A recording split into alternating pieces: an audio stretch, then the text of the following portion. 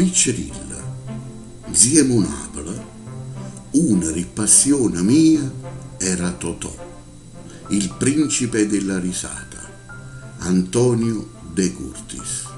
Mo che so quasi vecchiarella, troppo tant'anno vega e mi diverte ancora. Siccome mi ha fatto compagnia una vita sana, quando un giorno non ci sarò più, la voglio lasciare un pensiero, perché io voglio ringraziare.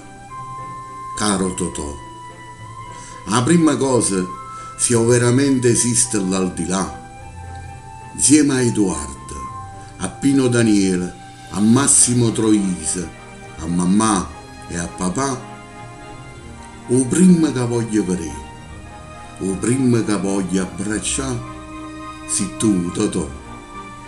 Rinda sto mondo, chini attori e comici volgari, tu sei ancora il principe del buon umore, che l'alleria senza fedenzia, alleramente, ma garbatamente.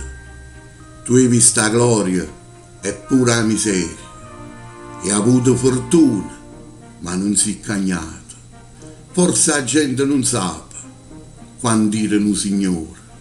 Passava per i quartieri e dai più poveri, a umma, hanno scusa, rinda nottata. La metteva i soldi sotto la porta, perché diceva che ogni napolitana si merita una magnata.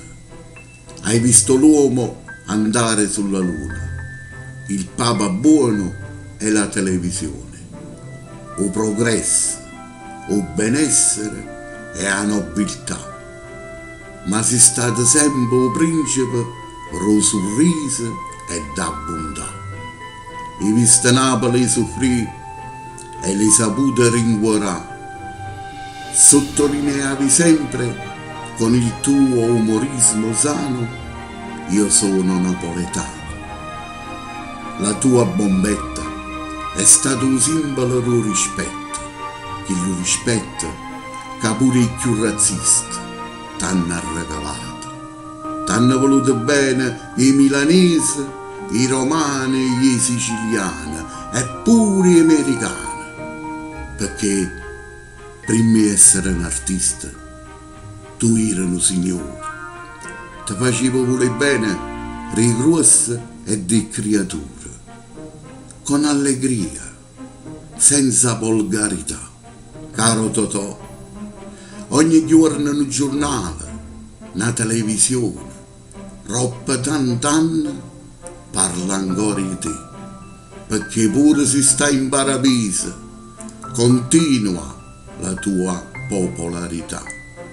Totò, se lo cielo può guardare qua, apri l'occhio e guarda sti braccia. Sui braccia di tutti i napolitani che ti vanno tanto bene.